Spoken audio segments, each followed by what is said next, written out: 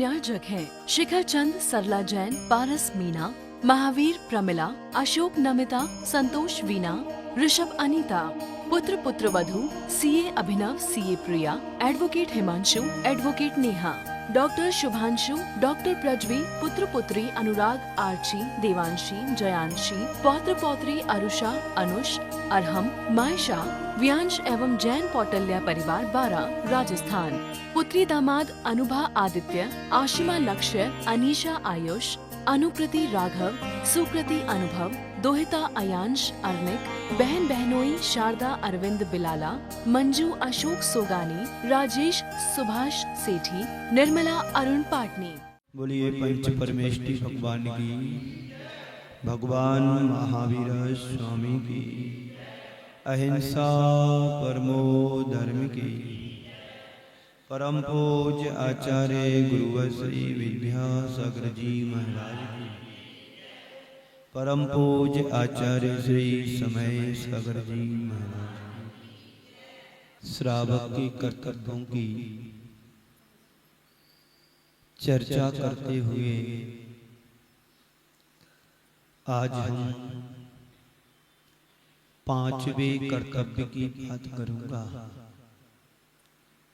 देव पूजा गुरु उपास्ति, स्वाध्याय संयम तपः, दानम चेति गृहस्थानां, षट्कर्माणि दिने दिने।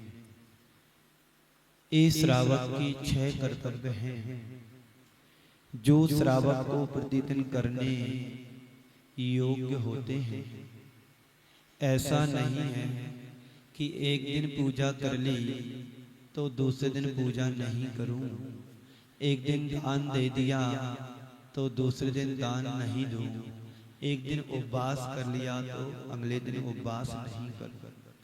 ये श्रावक की पुण्य वर्धनी क्रियाएं हैं जो हमारे पुण्य को बढ़ाती हैं और परंपरा से मोक्ष को दिलाने वाले भी कारण हैं। तो जिनेंद्र भगवान की पूजा आराधना के उपरांत हम गुरुओं की उपासना करते हैं और गुरुओं की उपासना के बाद स्वाध्याय भी करते हैं। स्वाध्याय के बाद संयम का आचरण, ये हमारे जीवन के रूपांतरण के आधार हैं।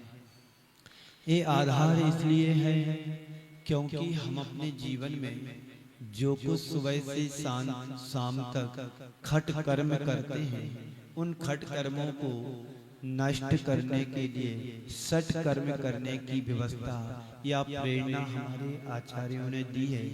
हम प्रतिदिन करें, रोज करें, शक्ति के अनुसार तप करने की बात कही गई है। इसलिए आचार्यों ने कहा है शक्ति तस् त्यागः, शक्ति तस् तपः। शक्ति के अनुसार हमें तप करना चाहिए और शक्ति के अनुसार ही हमें त्याग करना चाहिए। तो 5वें क्रम में आता है तप। इसलिए कहा गया है तपसा निर्जराच्य। तप के द्वारा पुण्य का ही बंध नहीं होता है, तप के माध्यम से हमारे कर्मों की भी निर्जरा होती है। इसलिए 9वें अध्याय में कहा है तपसा निर्जराच्य, यानी तप से निर्जरा भी होती है। तो तप हमारे जीवन का एक महत्वपूर्ण अंग है। आत्मा की शुद्धि के लिए तप अत्यंत जरूरी है, क्योंकि बिना तपाए हुए दूध भी अपनी पूर्ण अवस्था को प्राप्त नहीं हो सकता है। यदि दूध को तपाते नहीं है तो दूध फट करके विकृत होकर के अपने जीवन को समाप्त कर सकता है। यदि उसी दूध के लिए हम विशेष विधि के द्वारा तपा करके, जमा करके, मंथन करके, नवनीत निकाल करके और उसे तपा करके सही दिशा में ले जा करके उसी दूध से दूध की यात्रा घी तक बनने की बड़ी प्रक्रिया होती है। इस प्रक्रिया के द्वारा जैसे हम दूध से घी बना सकते हैं, संत कहते हैं उसी प्रकार से इस शरीर रूपी साधन के माध्यम से आत्मा को तपा करके साधना विशेष के द्वारा हम अपनी आत्मा को परमात्मा भी बना सकते हैं। इसलिए तप हर जगह हर क्षेत्र में परम आवश्यक है। तो आत्मा की शुद्धि के लिए तप अत्यंत जरूरी है, अनिवार्य है। जैसे एक आकिंचन मिट्टी को हम आंच में तपा देते हैं और तपाने के बाद वही घड़ा पानी को धारण करने की क्षमता को प्राप्त कर लेता है। एक पद दलित मिट्टी जिसे पांवों से पैरों से रौंदा जाता है, कूटा पीटा जाता है, और उसी मिट्टी से जब मंगल कलश बनाते हैं, सकोरा बनाते हैं, चिलम बनाते हैं, दीपक बनाते हैं और अनेक बर्तन बनाते हैं, यदि उस मिट्टी से बने बर्तनों को यदि हम अग्नि में नहीं तपाएं, अवे की आंच में नहीं रखें, तो वह मिट्टी आगे चल करके अपने पूर्ण रूप को प्राप्त नहीं हो सकती।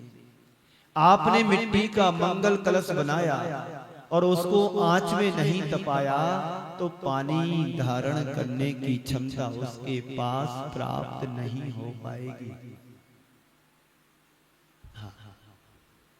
उसके पास क्षमता प्राप्त नहीं हो पाएगी। क्यों? अभी उसका अपरिपक्व जीवन है। परिपक्वता तभी आती है जब मिट्टी अवे की आंच में तपती है। जिस मिट्टी को पानी बहा करके ले जा रहा था, उसी मिट्टी के अंदर पानी को धारण करने की क्षमता आ जाती है। ये तप की महिमा है। एक साधारण मनुष्य जब व्रत नियम संयम के माध्यम से अपने जीवन को आगे बढ़ाता है और तप के माध्यम से, साधना के माध्यम से अपने जीवन को परिपक्व बनाता है, वही आत्मा तप के माध्यम से एक दिन परमात्मा भी बन जाती है। तप की महिमा है। इस तप की महिमा को आचार्यों ने बड़े उत्साह से हमारे लिए कहा है कि आप लोग भी तप के द्वारा अपनी आत्मा को कुंदन बना सकते हैं। सोने के अंदर जब सोना अपरिपक्व अवस्था में होता है, उसके अंदर मिट्टी कालीमा किट्टीमा जुड़ी रहती है। जब उसी सोने को आंच में तपा करके संशोधन किया जाता है, तो वही सोना 100 टन सोना बन करके निखर करके आता है। यही दशा हर चीज व्यक्ति वस्तु के साथ में है। जब तक उसको परिष्कृत नहीं किया जा सकता है, तब तक उसका वास्तविक रूप भी निखर करके नहीं आता है। तो जैसे एक आकिंचन मिट्टी का लौंदा उसको घड़े का रूप दे दिया और उसको यदि तपाते नहीं है, तो वह पानी धारण करने की क्षमता प्राप्त नहीं कर सकता है। उस मिट्टी में उस पानी को अपने भीतर समाने की सामर्थ्य तभी आती है जब वह तपता है। इसलिए यह तप की महिमा है, यह तप की गरिमा है। संत कहते हैं, जन्म जन्मांतरों में अर्जित किया हुआ पाप कर्म तप के द्वारा ही निर्जीर्ण किया जा सकता है। वैसे ही नष्ट हो जाता है जैसे छोटी सी चिंगारी से रुई का बहुत बड़ा ढेर नष्ट हो जाता है। तब वह ताकत है जिसके द्वारा हम अपनी आत्मा में लगी हुई विकृतियों को दूर कर सकते हैं। अपने चित्त की कालिमा और किट्टिमा को, कलुषता को नष्ट कर सकते हैं। जैसे स्वर्ण निखर उठता है, ऐसे ही तप के माध्यम से कर्म का जो अंदर भरा हुआ है, ढेर लगा हुआ है, हमारी आत्मा में चिपके हुए हैं, उनको भी हम तप के द्वारा निर्जीर्ण कर सकते हैं, तप के द्वारा नष्ट कर सकते हैं। ये तप इसलिए कहा है तपते इति तपः। जो तपा जाए वह तप है। तप की महिमा के बारे में आचार्यों ने कहा है वृष दस धरे वृष दस रत्ना त्रय सेवे सदा तप तपे द्वादश धरे तप तपे द्वादश धरे वृष दस रत्ना त्रय सेवे सदा। ये छेठाला में कहा गया है जो तप को धारण करते हैं, तप तपे जो तप को तपते हैं, द्वादश धरे और 12 प्रकार के भावनाओं को धारण करता है। वृष दस अर्थात 10 धर्म को धारण करता है और रत्नात्रय सेवे सदा, और रत्नात्रय का हमेशा सदा पालन करता है। वही व्यक्ति अपने जीवन में तप को धारण कर सकता है। सूत्र जी में भी कहा है कि 12 प्रकार के तप होते हैं, 6 अंतरंग होते हैं, 6 बहिरंग होते हैं। आप लोग तत्वा सूत्र को पढ़ते हैं, 9वें अध्याय में 12 प्रकार के तप कहे हैं। 6 तप अंतरंग होते हैं और 6 तप बाह्य होते हैं। तो सूत्र जी के सूत्र को हम सुने। अंसनाओ मोदरी वृत्ति परिसंख्यान रस परित्याग विविक विषयासन काय क्लेशा बाह्यम तपः। ये बाह्य तप 6 होते हैं, 6 अंतरंग होते हैं। अंतरंग तप बाह्य तप को संबल देते हैं। जैसे कुमार घड़े को जब बनाता है तो बाहर से तो उसको ठोकता है, पीटता है, तब जाकर के उसमें परिपक्वता आती है। पर बाहर से ठोकता रहेगा तो वो घड़ा नहीं बन पाएगा। उसके लिए क्या करता है, अंदर से हाथ का सहारा देता है और ऊपर से थापी मारता रहता है, ठोकता रहता है, ताकि उसके अंदर की खोट धीरे धीरे दूर हो जाए। ऐसे ही हम सबके जीवन में बहुत सारी खोटें हैं, बहुत सारी कमजोरियां हैं, बहुत सारी दुर्बलता हैं, बहुत सारी बुराइयां हैं। उन बुराई, कमजोरी और दोषों दुर्बलताओं को दूर करना चाहते हो तो बाहर से तप तपो और अंदर से गुरु तुम्हारे लिए सहारा देता है। बाहर से ठोकता भी है पर अंदर से सहारा देकर के तुम्हारी सारी खोटों को दूर करता है। ये कौन करता है? गुरु ही करता है। बाहर से डांटता भी है तो पर अंदर से प्यार भी देता है, वो गुरु ही कर सकता है। तो अनशन क्या है? उपवास करना। उपवास के द्वारा हमारे अंदर की दोषों दुर्बलताओं का शोधन होता है। अमोदरे यानी भूख से कम आहार भोजन पानी लेकर के आना।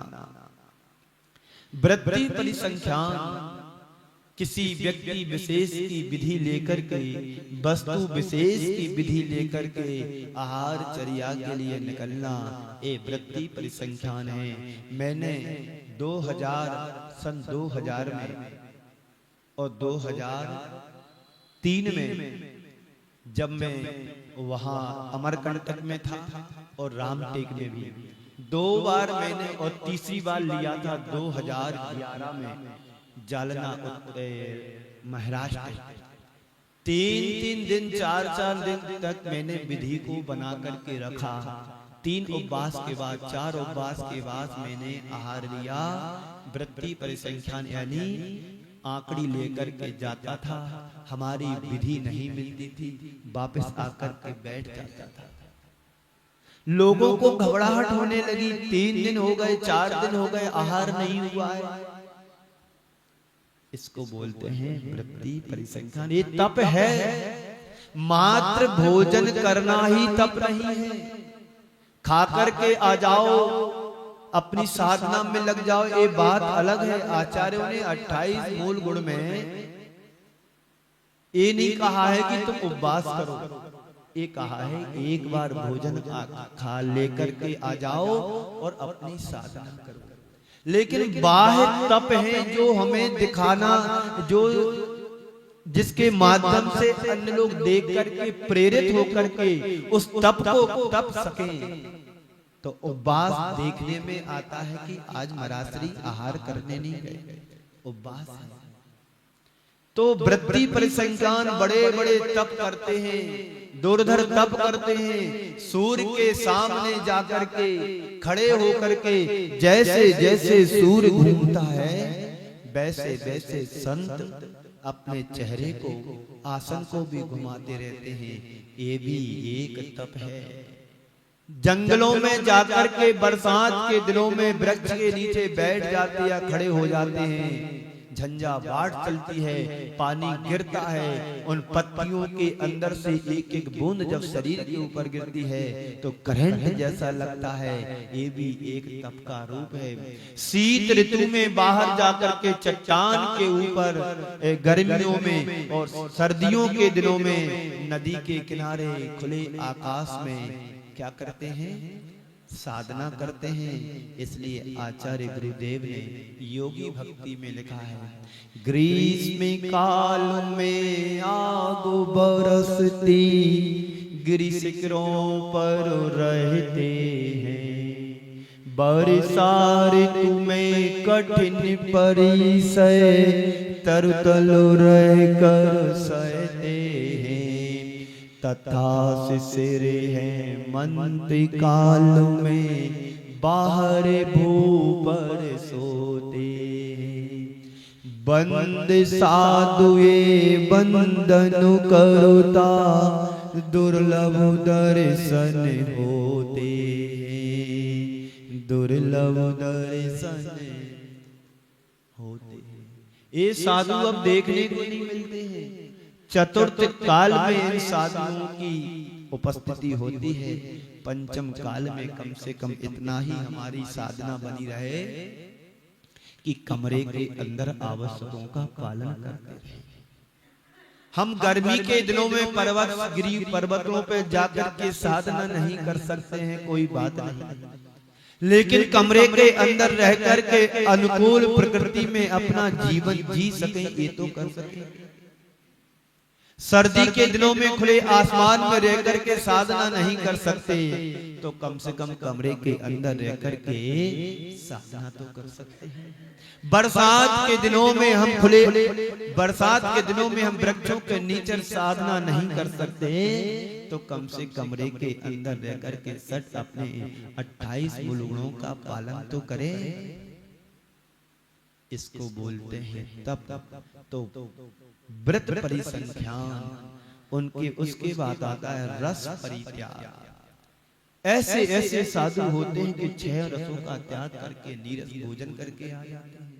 इस कार्यक्रम के पुण्यार्चक थे शिखर चंद, सरला जैन, पारस मीना, महावीर प्रमिला, अशोक नमिता, संतोष वीना, ऋषभ अनीता, पुत्र पुत्रवधू CA Abhinav, CA Priya, advocate Himanshu, advocate Neha, doctor Shubhanshu, doctor Prajvi, पुत्र पुत्री अनुराग, आर्ची, देवांशी, जयांशी, पौत्र पौत्री अरुषा, अनुष, अरहम, मायशा, व्यांश एवं जैन कौटल्या परिवार 12 राजस्थान, पुत्री दामाद अनुभा आदित्य, आशिमा लक्ष्य, अनीशा आयुष, अनुकृति राघव, सुकृति अनुभव, दोहिता अयांश अर्निक, बहन बहनोई शारदा अरविंद बिलाला, मंजू अशोक सोगानी, राजेश सुभाष सेठी, निर्मला अरुण पाटनी।